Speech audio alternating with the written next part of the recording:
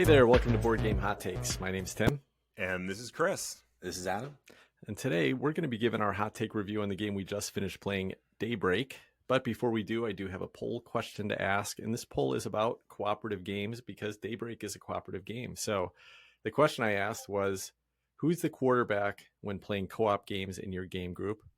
The options I gave, number one, me. I usually know what's best. That got 42%. Number two was someone else. I don't like to make decisions. That got 15%. And number three was nobody. Our game group is perfectly balanced with equal input from all sides. And that got 43%. I have to admit, I was kind of surprised by the poll results. And these were pretty even on Facebook as well as on Patreon. And that so many people acknowledged that they were the quarterback, the alpha gamer in their game group. So how would you guys answer this? Where was the option for only chumps play cooperative games? No, my answer to this was it's usually somebody else. And that's usually because, well, for one, in most of my game groups with serious gamers, we're not really playing cooperative games. So that's not really a thing. When I'm playing a cooperative game, it's generally going to be with my family. And when I'm playing with my family, I'm really trying hard not to be the alpha gamer. And, especially if I'm playing with my son, I want him to be making the decisions and having fun and seeing if he can pull together the winning strategy. So it usually ends up being somebody other than me. And I am perfectly happy with that.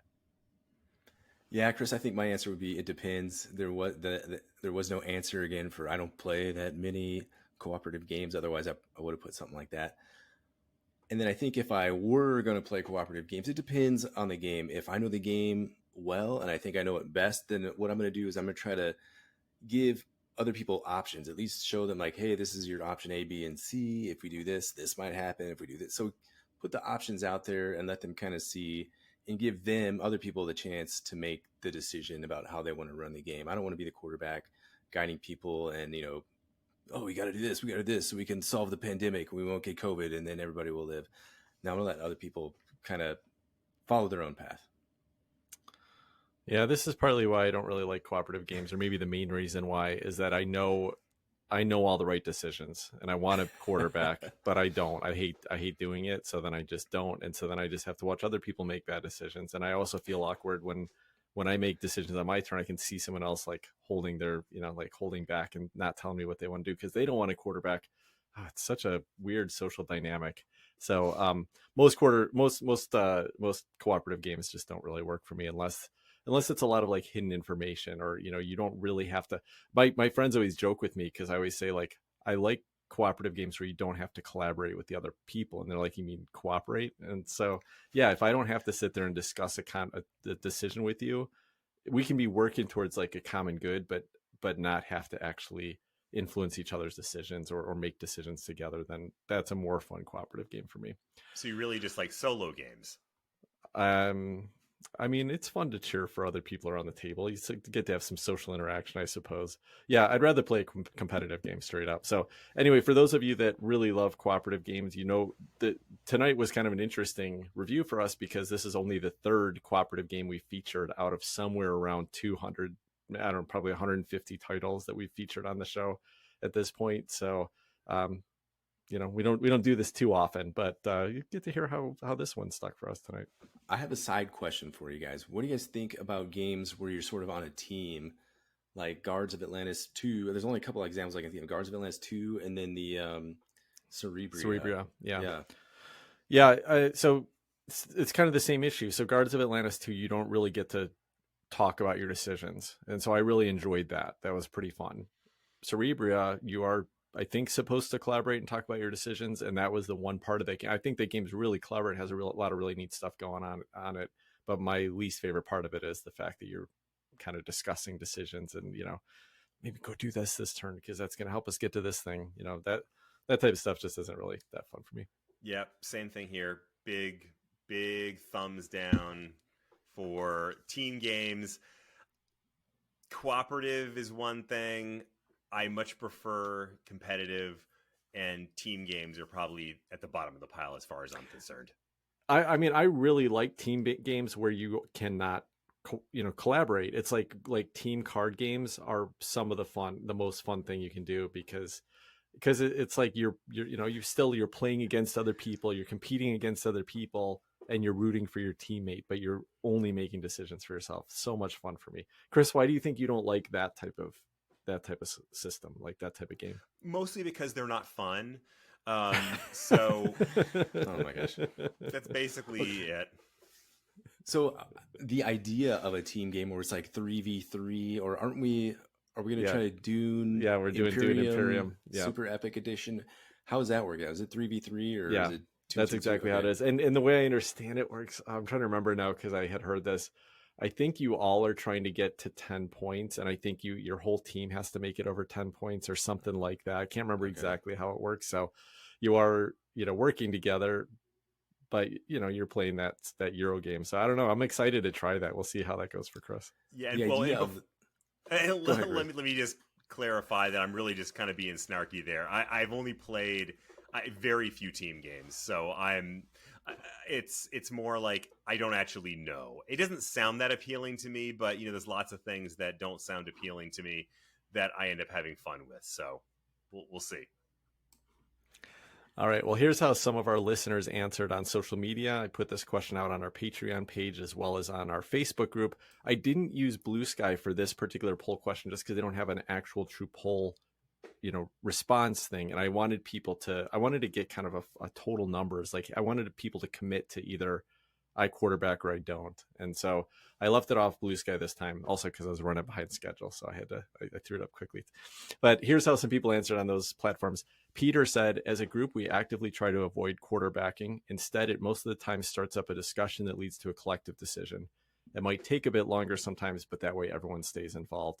And this is an activity that sounds like it works for Peter's group, but does not work for me. I don't want to have a discussion to make to make a solution. It's just like, it's not fun. And then what if ultimately the person chooses the thing that I think is wrong? Then, I don't know, like that just isn't fun for me, but good. It's working for Peter. Jesse said, I don't call it a QB. I call it alpha gamer. And I hate that it's me.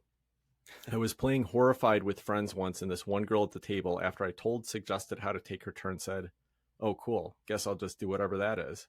And that's when I realized she wasn't having fun. I decided right then and there I would rather lose every game than have another player feel like they aren't even playing. Yeah. Now the only time I quarterback is when a player's turn would result in a lose, and there is another option. So kind of like, wait, what if we did this instead? Yeah, that's what's so hard about, kind of telling people how to play. I've actually been quarterbacked in competitive games before. I've played with people that will like, shouldn't you do this instead? And I'm like, just let me play my game. So same thing in a cooperative. That's no fun to be on either side of that, in my opinion. Alex said, my mom forces me to be the quarterback. Whenever we play a co-op together, she just says, what should I do? Whatever you want, Mom, it's your turn. Okay, but what should I do? I played a game of Cthulhu Death May Die one time with a group of people I hadn't met before at a game day. And there was one woman at the table that was like that every time. And I really just wanted people to take their turns, because that's kind of the fun of that game, is when crazy stuff happens. And she was just frozen in terror, would not make a decision. She really wanted us to. And I somewhat snarkily said, why are you here playing games? Like, don't you want to actually make a choice here? She really did want to make a choice, though. So Cthulhu did his job. And then Matt said, we don't usually play co-op games, and when we do, we play games that don't really work with a quarterback. I prefer games with limited communication for this exact reason. So I had to put Matt's answer as the final one there, because I 100% agree, and that is what I would consider the only right answer for this question. All right. Well, I think that's a good lead into the game description for Daybreak, because that is also a game that has limited communication. In Daybreak, 1 to 4 players are leaders of world powers working cooperatively to save the world. But this time, it's not from the zombie apocalypse, world war, or aliens from space. It's from the far less exotic, but no less catastrophic forces of global warming. Over the course of multiple rounds, players will draw and then play cards that let them fight global warming in 3 ways. First, starting a new project that will help accomplish goals like increasing resiliency, reducing reliance on dirty energy, or drawing down their emission sources. Second, strengthening existing projects to make them more powerful, Or third, discarding the card to take a specific action permitted by a project, such as planting trees. After players have used all their cards, the group will find out how effective their actions have been as they calculate their collective emissions. This involves making sure that there's enough energy to serve the global population, because having insufficient energy will send communities into crisis. But players will need to have sufficient clean energy sources that they'll be able to meet these needs without overburdening the atmosphere with greenhouse gases. The more gases enter the atmosphere, the more the global temperature will rise, and the more the temperature rises, the more players' communities will feel the effects of crises like failing infrastructure and extreme weather. Play will continue until one of several conditions is met. If the players reach drawdown, the point where they're sequestering more carbon than they're creating, then they win. On the other hand, if the planet heats up by 2 degrees, players haven't reached drawdown by round 6, or a player has more than 12 communities in crisis, then the players and the planet lose. Daybreak was designed by Matt Leacock and Matteo Menipus and is published by CMYK. All right, thanks, Chris, for the description. So this was my second play tonight. I played once in person, and we played on Board Game Arena tonight. I think this was the first play for Adam and Chris. So, Chris, what did you think of the gameplay and mechanisms here? I found it very difficult for about 15 minutes, and then it clicked. Then I got it, and I'm like, oh, now I understand. I mean, for anybody who's played games where you're trying to stack various icons at the top of a card, and the 2 examples that came up when we were playing today, and they're probably the best examples I can think of, Arc Nova and Terraforming Mars, this game is going to feel right at home to you. Because essentially that's what you're trying to do. You're going to have a card at the bottom of each stack that has some kind of a project on it. And then that will allow you to play a card to do something, or discard a card to do something, or some are just essentially free actions. But usually they have to have some kind of backing icons and the cards tucked behind it in order to make that project work. If you don't have those tucked icons, then you can't do the project in the first place. Now, after the last discussion we had about tucking cards, you guys know how I feel about tucking cards. So thankfully, we were playing this on BGA tonight, so that wasn't too bad. But I thought that really was kind of the bread and butter of this game. Beyond that, there's all kinds of things you're trying to do by tucking those cards and by setting up those projects. But that is the base mechanism of the game.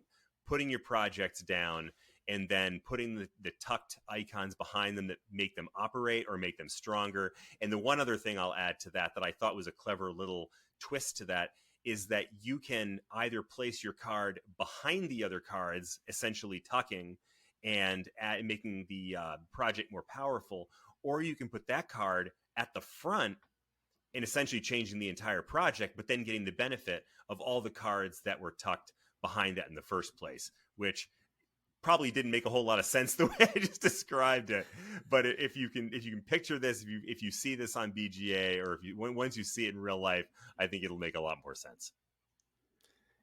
Yeah, Chris, that was the central mechanism of the game, building up these icons so you can activate your card and do it efficiently. So you're building your little tableau, your little, I guess, 5-row tableau that you're going to have, and you're trying to make those cards super powerful with that option to pivot and put a card at the very bottom, the face-up card, the one that's revealed, the one that you're reading that has requirements and the stuff you're going to do in the front. So maybe you're going to do that one now.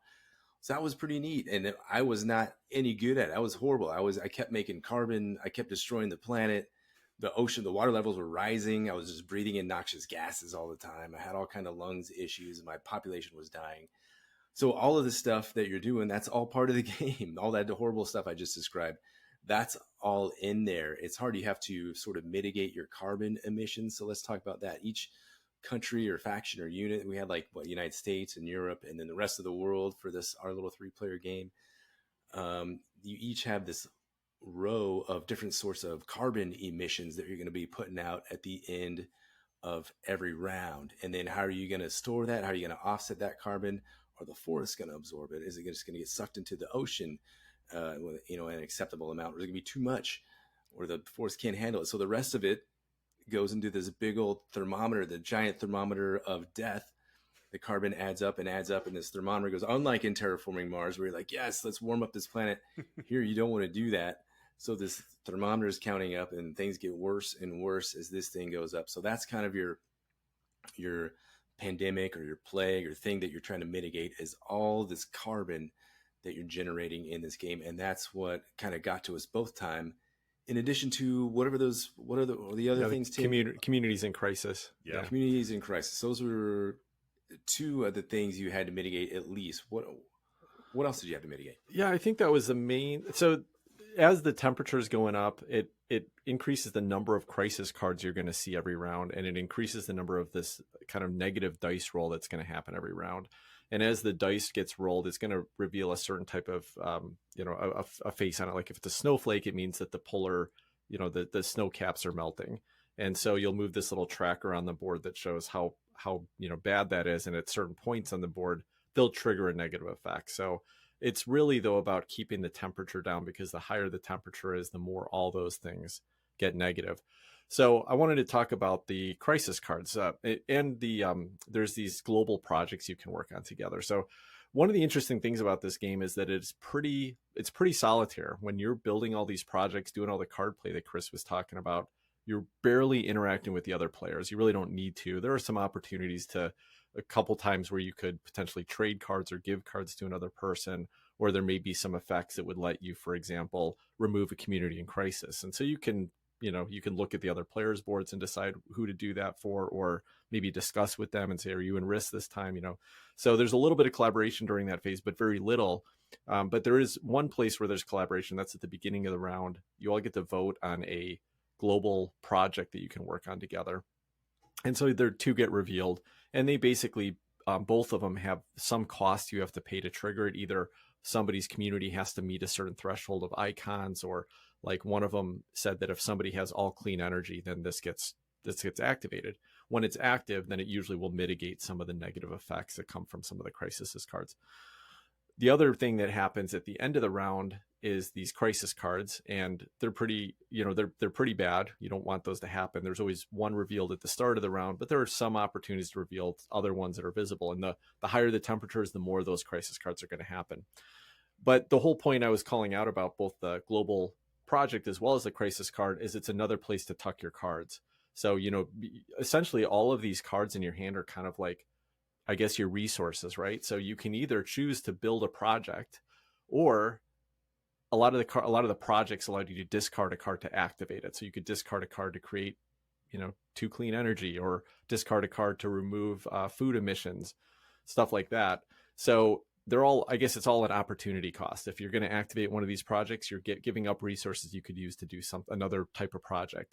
But likewise, you can help, anyone can help contribute to these global projects, or a lot of the crisis cards, if they're face up and visible, it will allow you to tuck cards under with certain icons to kind of eliminate them, get rid of them off the board. So it was a lot of decisions to make with these cards. It wasn't just about building them in your tableau. And the other thing that I don't think came across in Chris's description was that you only have 5 columns in your tableau. So if you ever want to create a new project, and you start with 5 projects, so if you ever want to create a new project, you're basically giving up one of the projects that exists. So you'll get to keep the tags that had, but it's a lot of opportunity costs. And I think that's what makes some of the really fun decisions here, is that you get a big hand of cards every round, and now what am I going to do? How am I going to run all these projects and try to make it the best engine? And a lot of the time I found myself just every round, well, I'm going to run that project once, and then I'm going to cover it up with another card. I'm going to run that project once, I'm going to cover it up with another card. Versus, I don't know if that was ideal. That's probably why we lost. I probably should have been building some of those cards up better and rerunning them. Anyway, lots of choices to make with the cards. It's not just about building your tableau, but also how you can use them. So definitely strategic choices here, I would say. It's not, I didn't feel like this game ran you at all. I felt like you have a lot of control over the decisions you make. There is a decent amount of randomness that can happen to you, but you have a lot of choices to make nevertheless. Yeah, and I mean, that whole idea of covering over one project with another, that's a hard decision to make. Yeah. I mean, there were some very unsexy projects that I got that I'm like, I don't mind covering that over. That, bye-bye to that stupid thing. But most of the time, I had a card or I had a project ongoing that I really liked. Like there was one that was about creating clean energy. And I had a couple of nuclear tags built up, so I was able to put lots of energy into my grid, lots of clean energy. And that was great because I really needed it. But then you're not only trying to build up your clean energy, you're trying to get rid of your dirty energy, and you're trying to get rid of your emission sources, and you're trying to build up the planet's sequestration resources, the ocean and the forest. And each of those require generally a different type of project. So you really are trying to find the most optimal way to do it, or at least get the most benefit you can out of one type of project before you decide to switch that over to another one. A good example that came up, I think, Adam, in the first game we played, at one point you had more energy than you were ever going to need, and it was all clean energy. So you didn't really need that clean energy project anymore. So you made a smart move and switched over to a non-clean energy card. You're probably getting rid of some kind of a carbon an emission source. Yeah, getting rid of an emission source. And so that's the kind of thing that you have to plan out. And one thing that makes that difficult to do, it's not only that you have to put these projects out, but you actually have to have the right tucked icons for most of them, especially the more powerful a project is, then the more tucked icons you have to have. So just as an example, if you wanted to have this major nuclear program card that I had that I thought was great, you had to have 3 regulatory tokens because, of course, thematically, you have to have lots of regulations to run a major nuclear program. And so it was tough to do. I had a really hard time making those decisions, and I made them really badly as a consequence, but they were very interesting decisions to make. I agree, Chris. The puzzle here was neat, just the puzzle in general. So you're trying to balance your clean energy with your dirty energy and getting enough output for your population so that they can survive. And they're going to get mad if they're not getting the stuff they want or if stuff's too hot. So you have to build up your defenses, your social, what are those shields? You had these 3 different shield types that you could get. So you want to get those, but then you have to trade off cards to get those. So just the whole puzzle here is a lot to balance and some very cool decisions against an amazing theme. Now I'm trickling over into theme a little bit, but just the cards, the name of these cards were just so evocative. You're like, what, is this thing real? Like, I want to do that. That sounds pretty neat. So the way the puzzle works, just in general, just fit together really nice. Yeah, well, you're moving into theme. I say let's just go ahead and move into it. I mean, we kind of covered the key mechanisms here. What's interesting is that there's a lot going on and there's a lot of icons, but it's not a complicated game. It's like there's a lot of choices, and what's cool is the whole deck of cards is like a different card. So every time you see a card, you're going to see something that's going to do something a little different than you've seen before. Just the last thing that kind of ties theme and mechanisms together is what I thought was pretty neat. A lot of games like this, like threat mitigation games, they try to keep it simple. So you're like, okay, well, I just get rid of that one thing, but it's just kind of a generic thing. Here, the emissions icons that you were dealing with, although they were all these little brown tokens, so it's really clear when you remove one, it shows you like cross out a brown token. But they had, and it depending on which country you're running, you have different icons. So there's industrial emissions, and there's animal emissions, and there's automobile emissions, and there's manufacturing emissions. And so it was really neat that they gave you a lot of different types of threats you had to deal with a mechanism that was very clear and kind of repeatable throughout there. So getting into the theme and production here, what do you guys think? Did you feel like you were fighting climate change? I sure did. I mean, there are some games where the mechanisms and the theme meld together and coalesce in a way that is so effective. And I thought this game did that. Every card, it actually reminded me in a lot of ways, in a lot of the positive ways, of Terraforming Mars. That it's based in real science, that the mechanisms make sense as you're playing through these cards. Like I said, the example that I gave about the regulatory needs for a nuclear program, that's a perfect example of that. The projects that you undertake where you put out trees by having a civilian conservation corps, that all of that, I mean, it just makes perfect sense. And I thought that was really kind of exciting, seeing how well that was done. I thought the theme was amazing. every single card, I was like, wow, that's cool. And wow, that's cool. Community solar. That's like, I think that's fantastic. You know, everybody has solar panels and pipes it to a central battery and redistributes that back out so that everyone's got energy. You don't need a power company anymore. You're doing it yourself. And then community wind, and then 4th generation nuclear. I like that they were a proponent of nuclear here, one of the cleanest forms of energy that's out there that has a bad rap for whatever reason. Well, I guess because there's meltdowns and stuff. Sure, that part's bad, but there's that. It was cool. There is that. So you gotta watch out for that. The theme was great. Tim, was it trying to shove the message down your face? Did that make you annoyed, or are you okay with the theme here? One of my biggest causes, personally and from a political perspective and just from a personal perspective, is environmental change and environmental impact. But I don't like, I generally don't like message games. In fact, I even called this out when I was talking, I don't remember what episode, but several episodes back, saying that's something that would turn me off from a game or would make me not want to play it.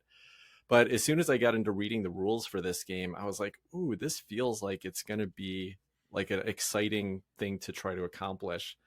And it does, and it feels good. It doesn't, obviously what it's trying to tell the message of what we can do, or what countries can do to impact global climate change. And like you said, using all real science. One of the interesting things here is that every card in this game, I told you there's several hundred probably, or a couple hundred at least. Each one of them has a small QR code on it, and it does two things. If you scan so like, let's talk about the cards for a second. It is the name of the project.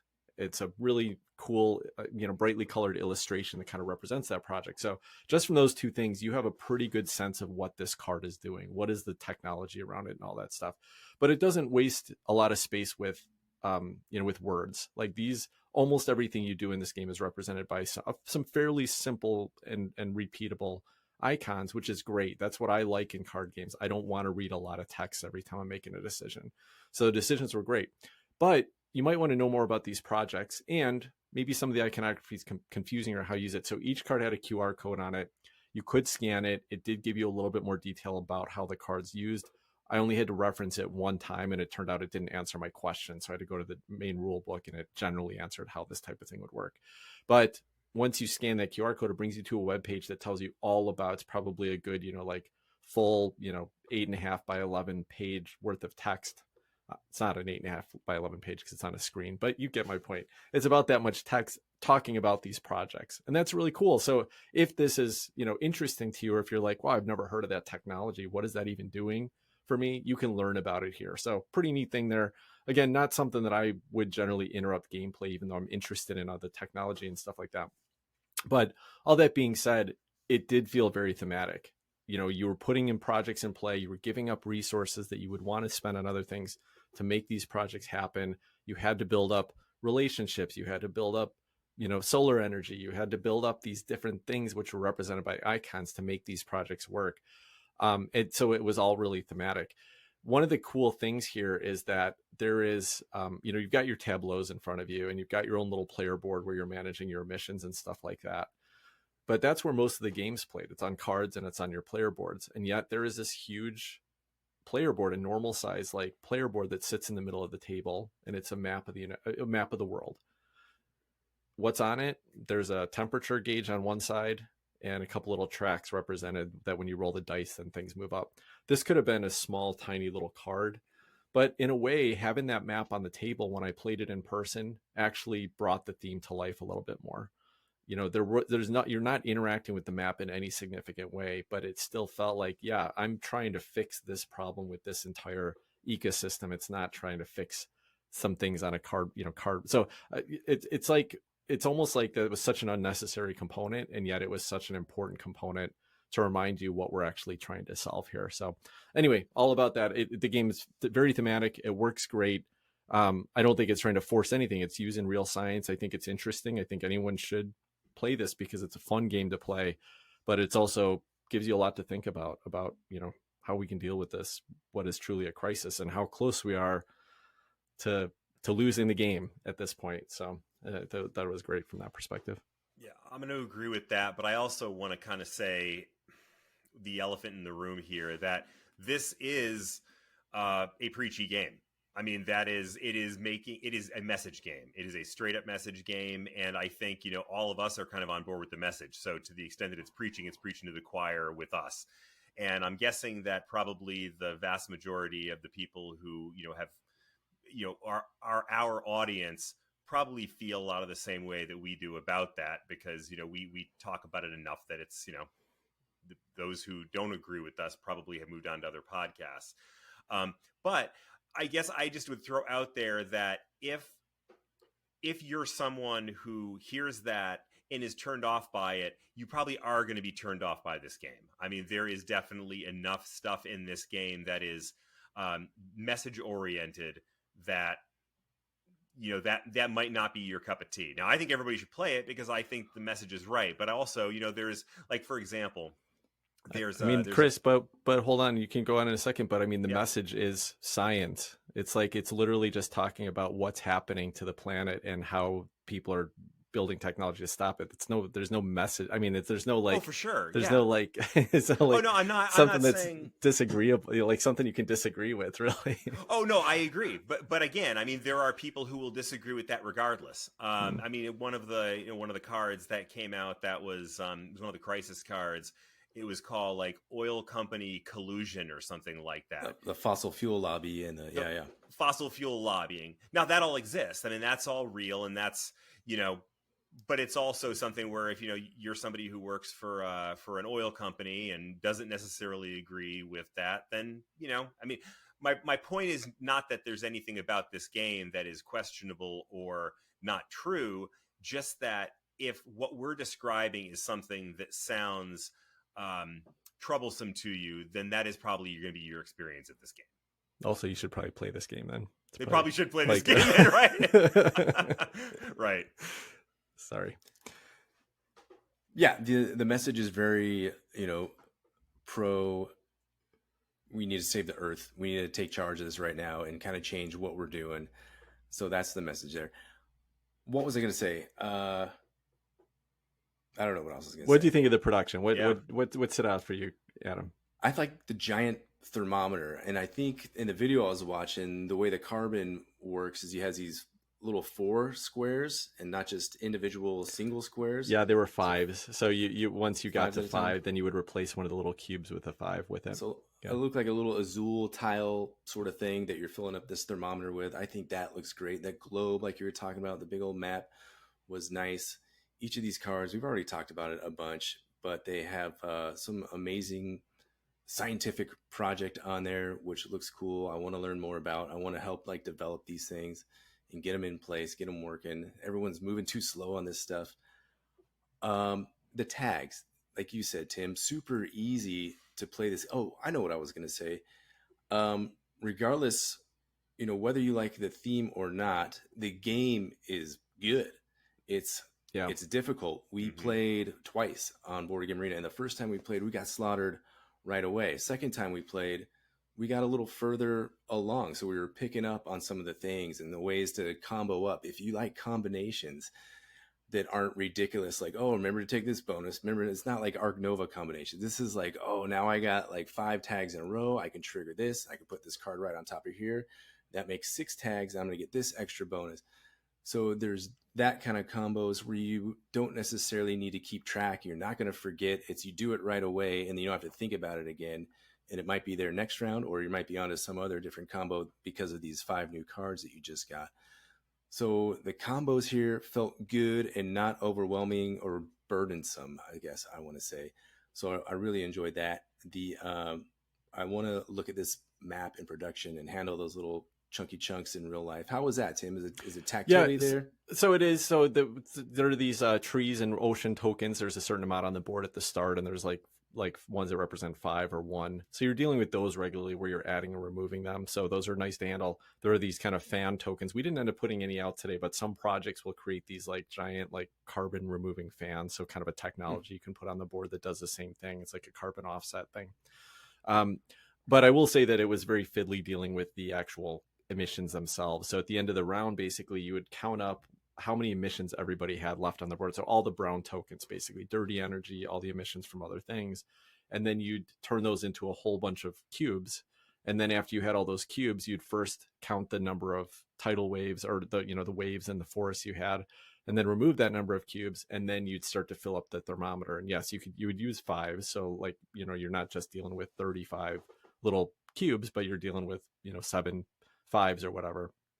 So you're making a little bit of change. You're dealing with building these things out on the thing. It was a bit fiddly, and that was probably the only part that was, but it was all good components. I mean, the quality of everything that, from my memory playing with it in person, was all nice, high quality. How annoying was tucking the cards behind or tucking them in front, moving them around? How annoying was that? I'm not that. Tucking is not that problematic for me generally, so it was totally fine. It was.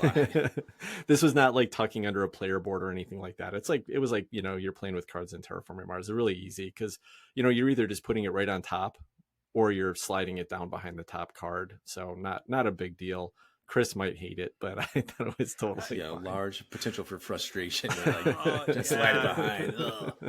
It's all the context you might be tucking cards in. This one didn't actually seem that bad. But speaking of the cards, I actually wanted to talk really quickly about the art, because I really liked the art in this game. Yeah. It was simple. Yeah. You know what it actually reminded me of? It reminded me of like a elementary school kid's art project, like draw your picture of planting trees, but in a very cute way. It was kind of endearing and pleasant. I mean, it wasn't, like, even though the theme of this game is so frightening and so serious, the art and the production of the game give it a lightness and an airiness that I thought was super inviting, really pleasant to look at, and made it a pleasure to play.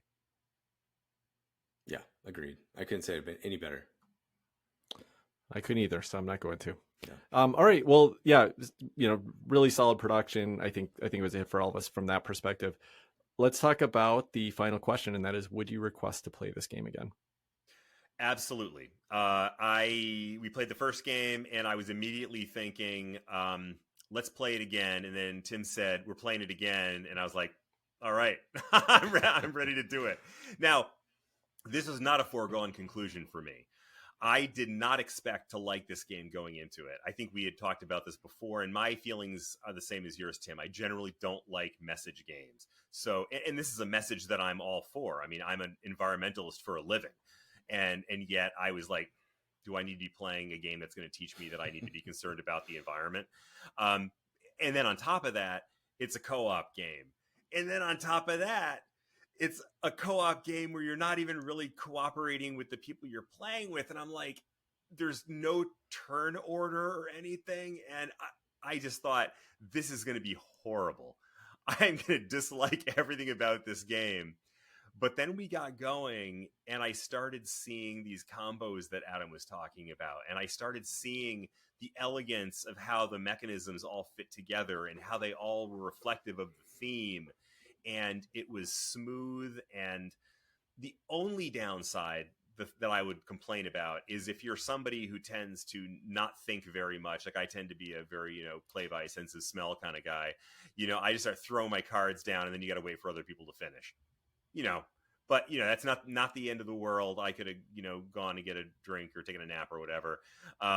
But other than that, I had a great time playing this game. I'm looking forward to playing this one again. Well, the person Chris was waiting for to finish was me. I was lagging a bunch in this game. So there was occasion. Well, let me answer the question. Yes, I would request to play this game again. I had tons of fun. I loved the puzzle. I was trying to think it out. I was like, I don't want the Earth to die on my watch, but it happened twice. Yeah, I wanted to solve the puzzle. I wanted to find the combos, and I'm sure they'll come with more and more play as you realize certain things. Oh, this card works great with this one here, and now I can do this and solve this. So yeah, there's going to be that whole exploration phase of the game. And so I think that's going to go on, for a while, maybe, 10, 20 plays at least. And then the theme is there. There's educational value here. If you have kids, you want to show them and get them interested in this whole thing too. I think there's a lot here to explore and investigate, have fun with. I can't wait to play this one again. And like Chris said, I wasn't really looking forward to this one. Tim kind of brought it up. I was like, oh gosh, here we go. This game, I don't want to play it. It's going to be like a pandemic where you're having to go put out fires over here, and you have to like run over here, or Spirit Island when there's more invaders coming. It looks all overwhelming, and I didn't get any of that sense at all. I was just working on my tableau. There's a lot of like simultaneous play, like Chris was saying. There are phases, 5 phases or something, but the ones where you're kind of talking to each other and do those phases, those go pretty quick. The bulk of this game, you're just doing your tableau, and that is a nice, satisfying, combo-y, not annoying puzzle that I would like to do again. Yeah, well, that, I said when we started that I had played once before and we all played once tonight, but actually we played twice in a row, as Chris mentioned. So one of the things about this game is that it says 60 to 120 minutes on the box, but all 3 of my plays have been around 45 minutes or less. So the game's pretty brisk, and you feel like you got a lot of fun decisions in there to make, and that simultaneous play is kind of what drives it. So to answer my question, yes, I would request to play it as well.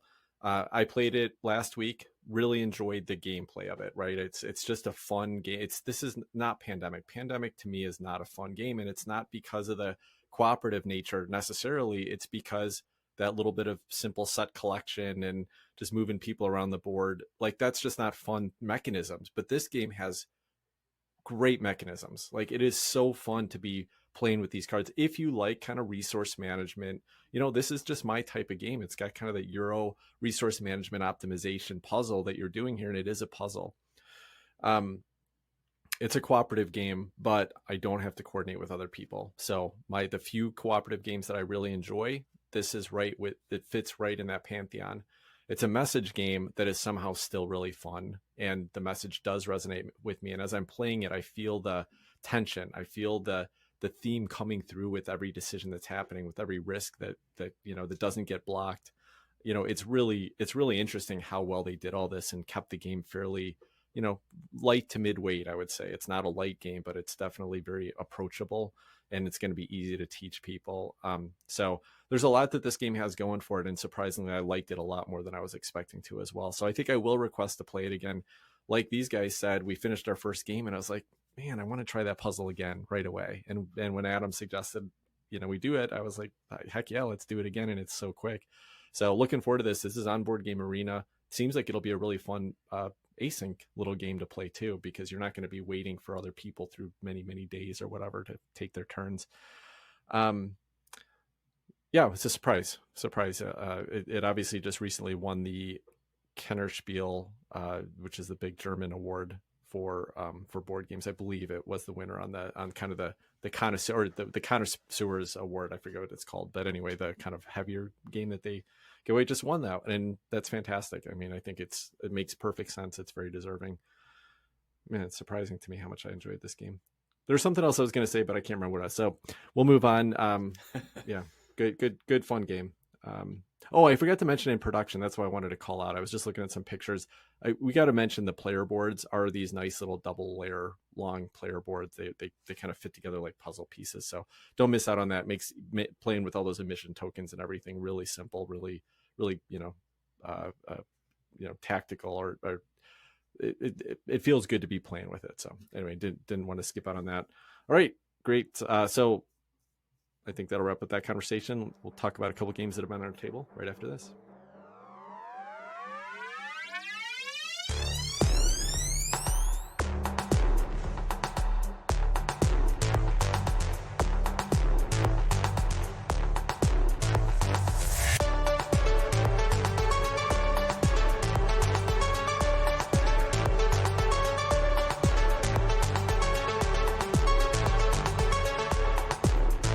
All right, welcome back. What have you guys been playing? So I've had a big weekend because a dream of mine for so long finally came true. Or I should say it came true a month or two ago, and I just finally got it to the table. I got my Kickstarter version of the solo mode for Batman Gotham City Chronicles. Now, I partially... just because I'm being lazy, and partially because I'm going to spread this one out as much as I possibly can to get multiple discussions out of it. I'm going to make this a multi-part review of the solo mode, and part of that, more than anything else, it's because it's a difficult thing to put my finger on right now, and I'll tell you why. To get this on the table and played, it took me cumulatively about 3 hours. a couple of Paul Grogan rules videos, or I suppose I could have read through the rule book, and that would have probably taken me 2 hours, even though it's a much better rule book, a much improved rule book from the first edition. And then another video on how to play the solo mode, and then actually getting this game set up. It was a bear getting all of that done. And so by the time I got finished with all that, I was tired, I was frustrated, and I almost didn't want to play it. But then I sat down and I started playing the game. And oh boy, where do I begin? I had a great time, but at the same time, this game has way too many rules for its own good. Now, the cognitive dissonance here is that all of those rules also create a really engaging experience. And I think I've mentioned before multiple times how all these little micro rules, like a moral code that doesn't let you use a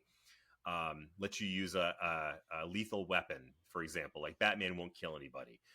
That creates a feel of reality and a feel of authenticity to the comics, but it also creates a lot of little extra edge rules that you have to worry about. And so I found myself constantly going back to the rule book on this, both for the base game rules and for the solo mode rules. Because if you're playing the base game, you have to bear in mind all of the essential rules that you play for any scenario. Then you're going to have scenario rules. Then if you're playing the solo game, you have to understand the solo rules. Because the way that the solo mode works in Batman Gotham City Chronicles is essentially it's an automa where you draw a card each round for the villain. You always have to play the heroes. And then that essentially tells you what 2 moves the villain is going to make. And it actually works quite nicely. But there is a whole new set of rules you have to understand. And even though the basic action is pretty simple, you have to know when is the villain going to choose to re-roll a die? When is the villain not going to choose to re-roll a die? If a villain is going to attack a hero and they're both equidistant, which one is it going to pick? Well, there's a rule for that. There's a rule for each of those things. Now, I will say that I think the solo mode is exceptionally well done. So if you like the base game, you're going to like the solo mode. The real question is, how much tolerance do you have for constantly going back and looking at those rules and trying to understand all these little bits and pieces? Now, by the end, I still felt good about the game. I was still having a lot of fun. I was still going back to check rules pretty regularly, even though some of them were starting to click with me for a little bit. But ultimately, I feel like I need to play this a couple more times with different scenarios in order to really give a good, solid review on this one, because I feel like I almost enjoyed it more than it deserved for the amount of fiddliness that was there. And I want to be able to come back and say, yep, I've done it 5 more times, and it still feels good to me. One other thing I'll add that I think is important to understand with this is that because this is a scenario-based game, you can't just reset and play a different scenario. You have to set up an entirely new game. You have to get a new map out. You have to get new heroes out. You have to get new villains out. You probably have to get new extra pieces out. So what I found was, like, I played about a game and a half of this over the weekend, and I played the same scenario with the same characters twice, just because I didn't want to have to go through all of that setup again. So my feeling about this is still very positive, but we'll see if that sticks around after a couple more plays. So a couple of questions for you, Chris. How much better is the new rulebook than the previous one? It sounds like you were going to it, in and out of it, checking it out. So it seems like it at least worked and you could find the rules. So how much better was it? It was 100% better, 200% better. I mean, it was so much more clearly written. Thank you, Paul Grogan, for that. It's a much better product. And in addition to that, it came with a whole bunch of player aids, nice laminated, high quality player aids, which, on my previous version, it was funny because from when Tim and I had played this way back in the day, I had printed out this kind of, homemade one that somebody had posted up on BGG and used that. But now all of that stuff comes in the box if you get the updated rule book and the new expansion content. You get this as well. And I thought that helped tremendously. Like, for each villain, each hero, there was a little card that had all of their icons and what each of those icons meant. and you didn't have to go looking through the book. You actually just had to have the card for that hero or that villain. Next question. I have one more after this. How long do you think you'll be able to retain this? I guess, it all depends on if you've played it, every day for like a week. So say you take a month off and come back to this. Are you going to be able to retain that, or what's the sync-in ability of these rules? Are they so fiddly it's going to be a total refresh every time you come back to it? What's that going to be like? Well, it's been a couple of years since my last play, so this is a complete refresh. I think the real question, I'll have to answer that once it's been a few months and I try this one again, because I feel like there is a threshold. There is a threshold after which, if you wait a certain amount of time, you're going to have to learn it over again. I'm just not sure what that threshold is. Okay. It is fiddly. There's a lot of stuff to remember. I'll just have to see how quickly that all sinks in. And my final question, I know you've played at least one other big old solo game. Tainted Grail is the one I'm thinking of.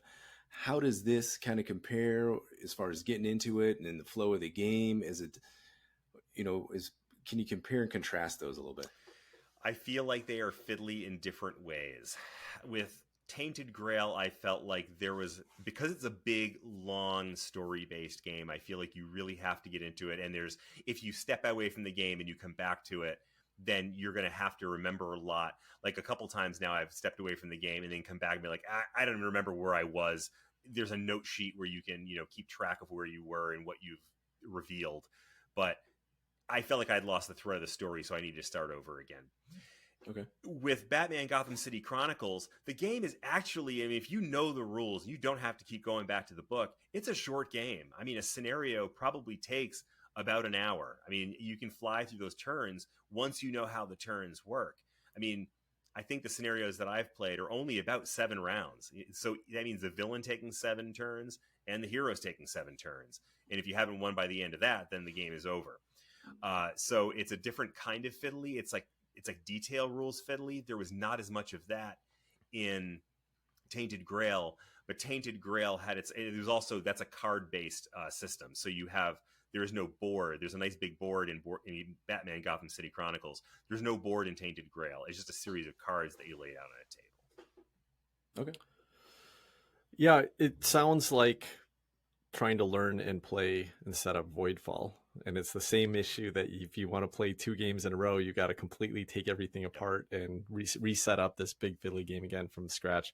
Although I suspect that the iconography and kind of the unique rules per character was the most challenging thing. The gameplay itself, I even have a pretty decent memory of, even though it's been 4 years since we played it together, I think. Mm-hmm. And I did really love that villain, kind of the villain dashboard where you just have these 5 characters in a row and you move them down. I was curious with the solo mode, when you flip a card, does it say like play with character number 1 or play with character 3? Like, does it kind of tell you which character you're going to use, and then they have to use a certain amount of power based on which character gets picked? It does. And that's one thing it does very well. It's one standard size card. It'll give you a number.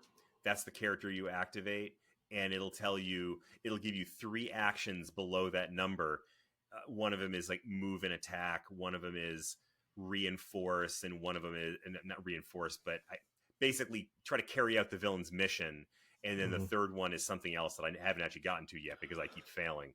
But you basically go down those 3 and you do the first one that character can actually do.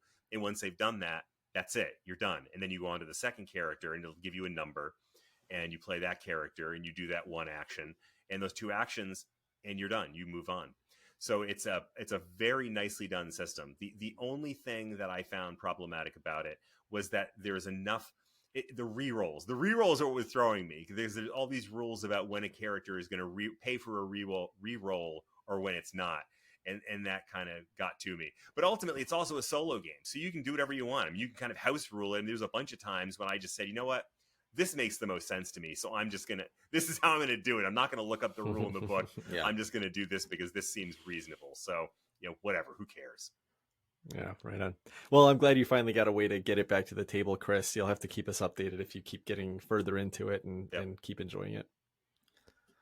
All right. A game that's been on my virtual table, but I own it and love it, is Cat in the Box. This one's on Board Game Arena. I've been getting plenty of plays in with with you guys, and Steve's been in a few of those games, and then also with one of our listeners, Melba Mo. She invited us, Tim and I, to a game, and she's been kicking our butts. I think maybe you won one of those, but she at least smoked us in one of these. Anyway, I want to go back to this one. Why? Because the original way I absorbed the rule book and taught it to other people was totally wrong. I had it where if you throw off suit, you discard the token, the color of the suit that you played. Well, no, that's not what you're supposed to do. You're supposed to discard the token of the suit that was led. And that totally changes the game. I felt like I got to learn a new game called Cat in the Box, and it plays totally different. So now I'm learning this trick-taking game, which is still fantastic, and I'm having to recalibrate my brain to how to play this one. Sorry to everybody that I taught it wrong to, and that's only like 3 people. So not too big of a disturbance, I hope, in the Cat in the Box gaming world. But I'm having a lot of fun going back to this one. You don't know, it's a trick-taking game with a little sort of area control element. There's just a grid, an Excel spreadsheet of cats stretching or sticking their butts out or doing little cat poses and stuff.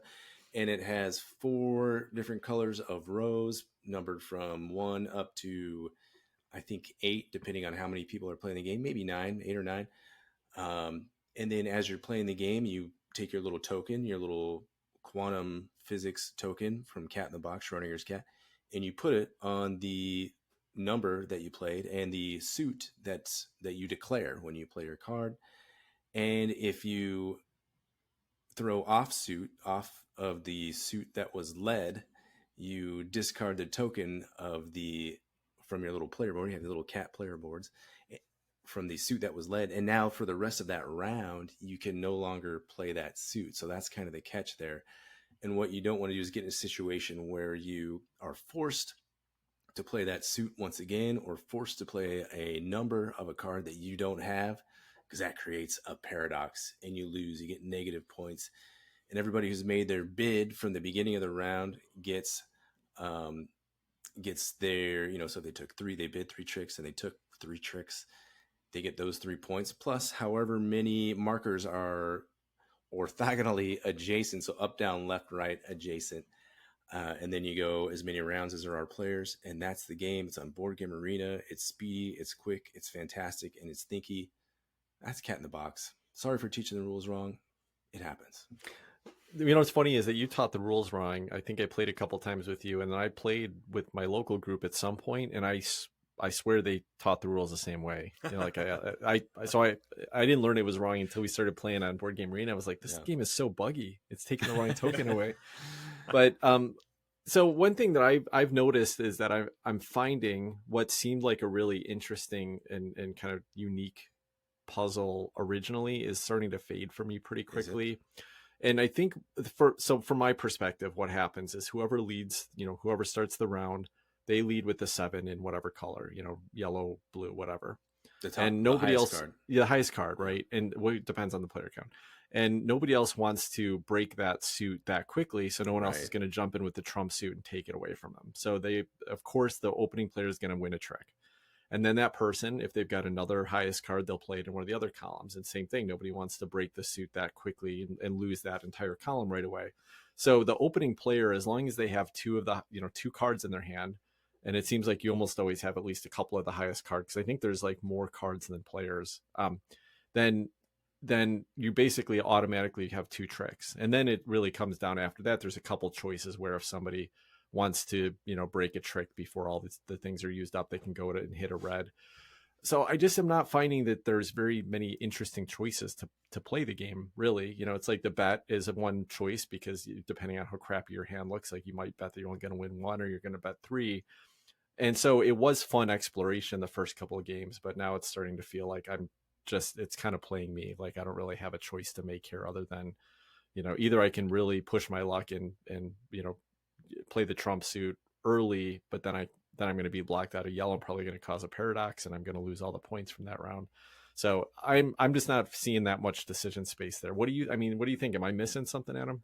No, I'm afraid you might be right. I've been trying to figure that out. I think there is a little bit of timing and, okay, when am I going to play the trump suit? Is this the right time to do it? Am I going to be able to do this?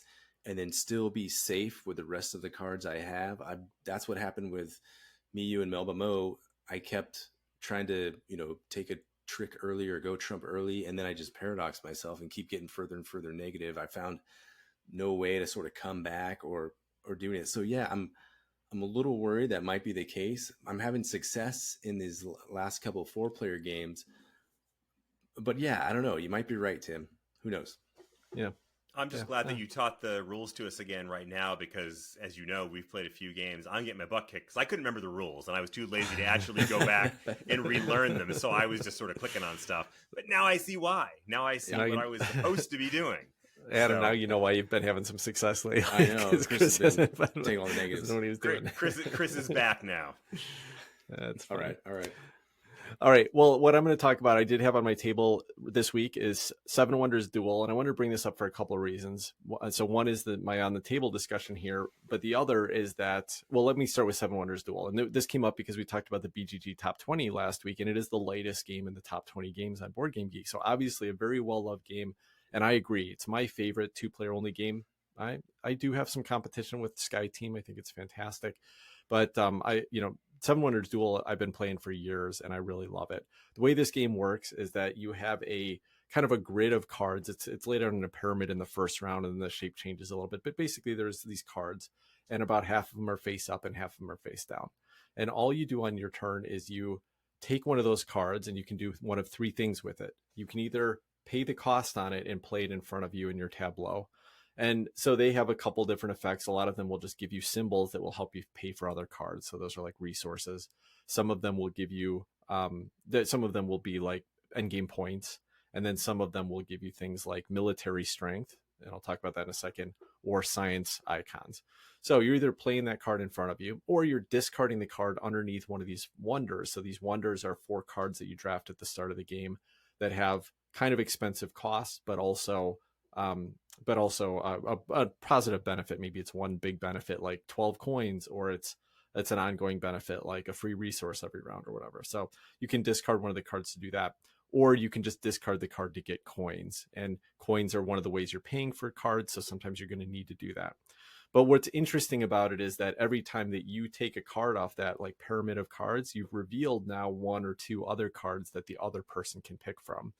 And so sometimes you're going to reveal, when you take a card off a face down card, that face down card gets flipped up, and the other person's the first one that gets a choice of that card.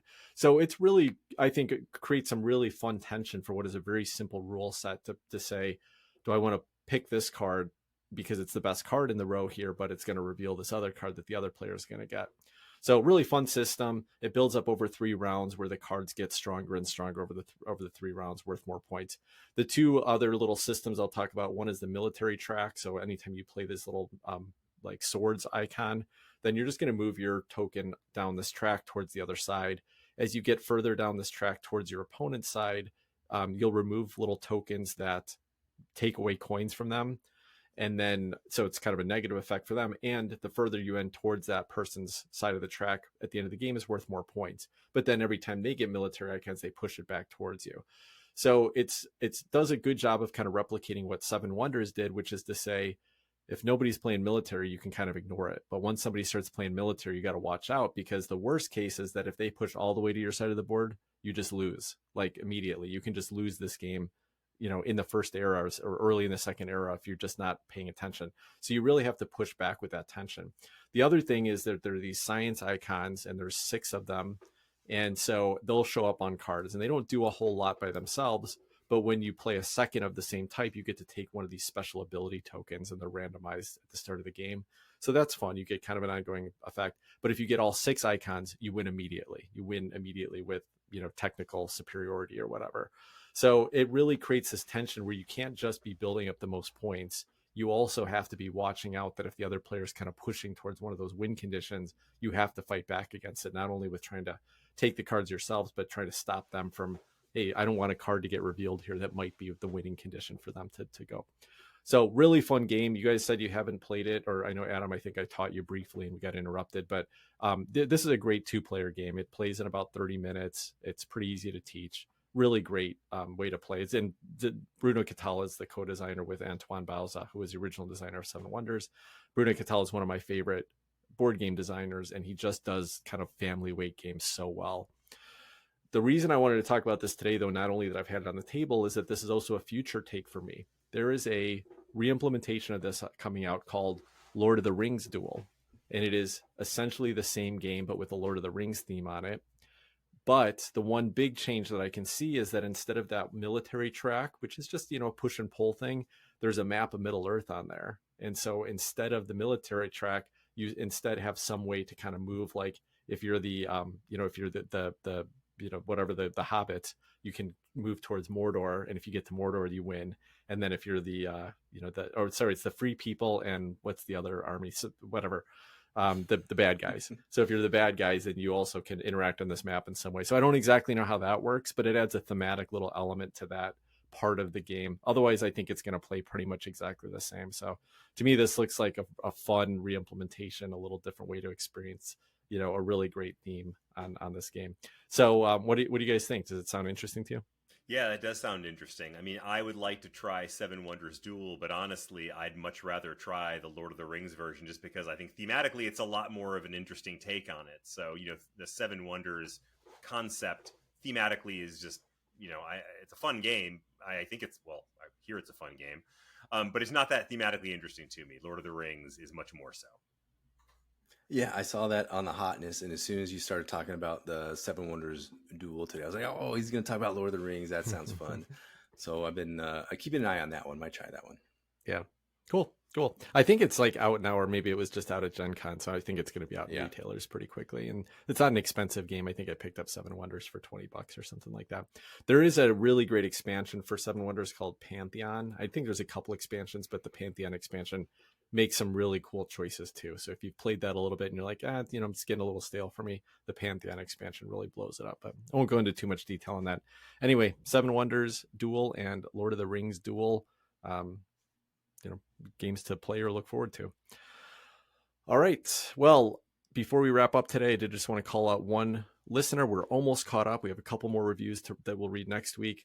But this was a review on Apple Podcasts. This was by KJMJ from the US, and they gave us a 5-star review. The topic was great game commentary. And they said the top 40 lists are awesome to listen to, really drew me in and got me excited about new games to try without being pushy, gatekeepy, or sucking the fun out of the hobby. I've been working backwards through the episodes to pick up more recommendations, enjoying the banter all along the way. I especially love hearing about sci-fi games that weren't yet on my radar. Disclaimer, if you're not a fan of heavy Euro style and or sci-fi themes, this might not be the game list for you. So I think he really put us in a box there. I think that KJMJ, from the way I'm reading this, is that they just got exposed to our show through these lists, and so had just listened to the list by the time they got through with this. So that's great. I'm so glad you enjoyed it. I hope you stick around and are still listening and trying out some of the other types of episodes. But did you guys ever would you contain yourself in that kind of box? Would you say I only like X? Like, do you have what would be the thing if you thought somebody said Adam's going to pull out a game, it's definitely going to be this? What would it be? Adam, for me, I think Adam the cat in a box. I think I've been pinpointed. I think sci-fi is my go-to for sure. As much as I look around at my collection, like, oh man, this is like 90% sci-fi, so maybe I need to branch out. But I don't know, that's the best theme, so it doesn't bother me. I'm kind of with Adam on that one. I'll branch out into some fantasy. I think that's great too. But even if I am completely bored to death by a theme, I try to keep an open mind and appreciate a game that has a very uninteresting theme. And I'm looking at you, Agricola. That's funny.